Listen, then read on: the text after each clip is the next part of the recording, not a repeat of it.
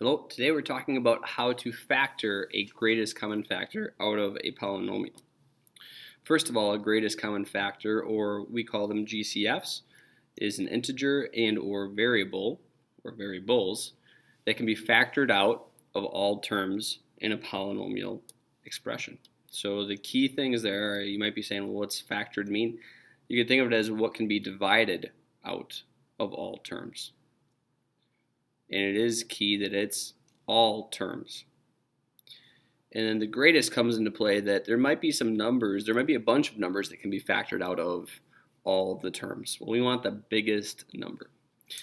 So here's our process. We are going to find the greatest number that goes into all terms. And if it is just a 1, the number 1, if that's the only thing that you can find that goes into it, then we actually don't even need to factor that 1 out because it doesn't change the polynomial.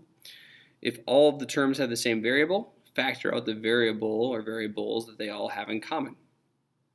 You're going to rewrite the polynomial as a distribution problem, so that GCF is going to go out in front of the parentheses, and then you divide every term by that GCF, and whatever the quotient or the answer to that division problem is, that's what stays in the parentheses. And the cool thing here is you can absolutely check your answer and know that you're right by distributing that GCF back into the parentheses, and it should be equivalent to the original polynomial. So let's try this. So here, example 0. Yep, that's a 0. Let's look at what numbers, or what the greatest number is that we can divide out of 24, 32, and 16. And there is a yellow factoring sheet that you can use if you don't see them right away, like if you don't see the GCF numbers right away. But 8 can get factored out of 24, 32, and 16. 8 is a 8 goes into 24, 32, and 16. So we're going to factor an 8 out.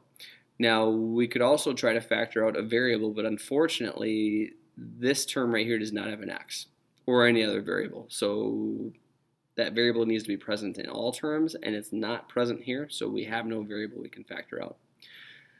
So the GCF of 8 goes out in front of the parentheses, and what we write down inside the parentheses is whatever the answer is to this division problem. So 24x squared divided by 8 is 3x squared.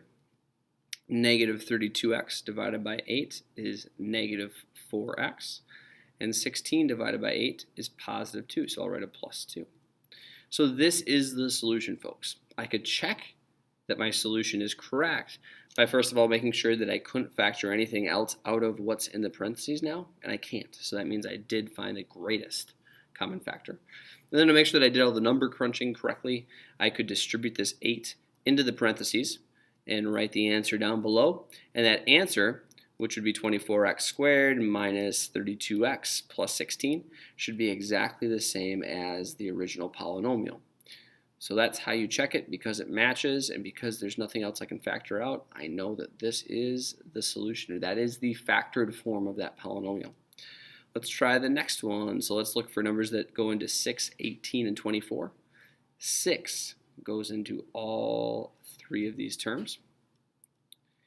And notice that each of the terms have an x. This is an x to the 1.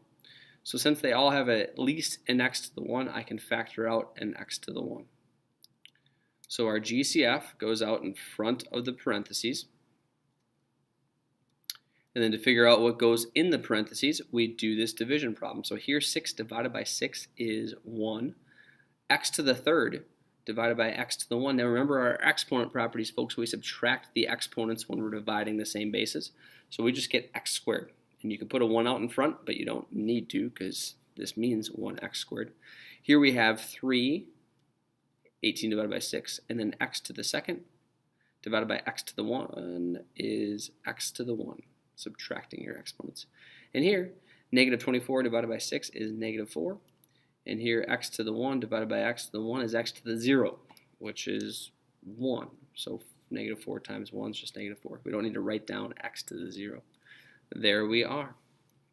Example number 2 is fun because of the variables coming up here. But so we can factor a 3 out of each of the numbers, the coefficients.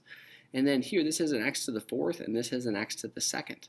So I can actually take out x to the 2nd of each of these. Here, I'm going to draw a picture real quick, or write some stuff out. So 15 times 4, I'm thinking 3 goes into that 15. I could rewrite it as 3 times 5 times x times x times x times x. So I just rewrote 15x to the fourth, but I wrote it in expanded form. And then the next term, the 3x to the second, I could rewrite as 3 times x times x. Notice this term has two x's being multiplied together, and this term has two x's and another two x's. So there's four x's being multiplied together. What they have in common, the greatest common factor, are x to the second and a 3. So that's why 3x to the second is our GCF. So I'm going to write that out in front, 3x to the second, and then again I'll do my division. And why it's kind of nice to write it out in expanded form is I'm taking 15x to the fourth, which I wrote down here, divided by 3x to the second, which looks like this. You can see now that our 3's cancel out, and so does this x and that x. In other words, 2 of the x's on the top, take out 2 of the x's on the bottom. So what are we left with? A 5 and an x to the second. So it's just another way of doing this division. It's more visual. And here we have 3 divided by 3, which is 1. And then we have x to the second divided by x to the second, which looks like this. So our 3's canceled out, and then our x's also cancel out. So in our division problem, when everything gets canceled out, we have a 1. Cool. So there is our final answer there. Oops, and there. All right. These are all very similar. I think I'll just whip through these very quickly. Here we can factor out a 7x. So again, our GCF goes out in front. And so we're left with 2x squared, negative 3 when you divide there, and then x to the 1, and negative 1 here. And again, if you distribute the 7x in, you should get the original polynomial. Here we can factor out a 5, but we cannot factor out an x because this last term does not have an x. Anything we factor out has to show up in all or be a factor of all terms. So we get 20x squared minus 5x plus 8.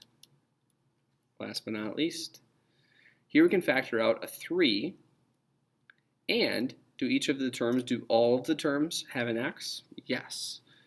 How many x's do they all have in common? They all have at least 4. So we can factor out an x to the fourth. So 3x to the fourth comes out. In the parentheses, we have 12 divided by 3, which is 4. And then x to the fifth divided by x to the fourth. Subtract your exponents. It's just x to the 1. And then here, the 3's cancel and the x to the 4's cancel. So we're left with 1. Just wanted to show you multiple variables. So if all of the terms have an x, then we factor out the x with the smallest coefficient. And if they all have a y, we factor out a y as well with the smallest coefficient. So here 5 goes into all of these numbers. And here I see there's x's in each one of these. X to the 4, x to the 3, x to the 2. So I can factor out an x to the second power. And they each have a y. Yeah, they definitely do. They each have a y. So there's a y to the second, and a y to the second. So the smallest degree is what I pull out, which is y to the 1. So then divide by your GCF, 5x squared y1. And these are like the battles that we were doing back in chapter 8 with exponents. So we divide the coefficients, we get 4, and then we subtract the exponents. So x to the 2 and the y's cancel out.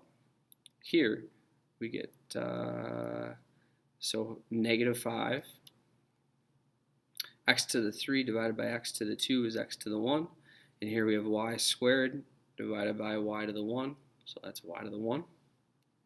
And then last but not least, 5x squared y to the 1. 40 divided by 5 is positive 8. The x squareds cancel out, and you're left with just a y for your variable. I feel like I'm running short on time, so I'm just going to talk about the GCFs here. Here you could factor out a 6 and an a to the 4th because that's the smallest exponent on the a in each of the terms. A b to the 3rd because this has b to the 3rd and that has b to the 4th. And a c to the 4th because this has a c to the 4th and that has a c to the 5th. So you take out the smallest exponent. Here you could take out 3 goes into each of these numbers, and you do that right there too. You could take out an m, let's see, this is m to the 3rd, m to the 3rd, m to the 2. So you can only take out an m squared. X to the 5th, x to the 4th, x to the 1. Oh, you can only take out an x to the 1. And that would go here for each of these. And again, those GCFs also go out in front of the parentheses, but I'm running short on time, so we better stop there.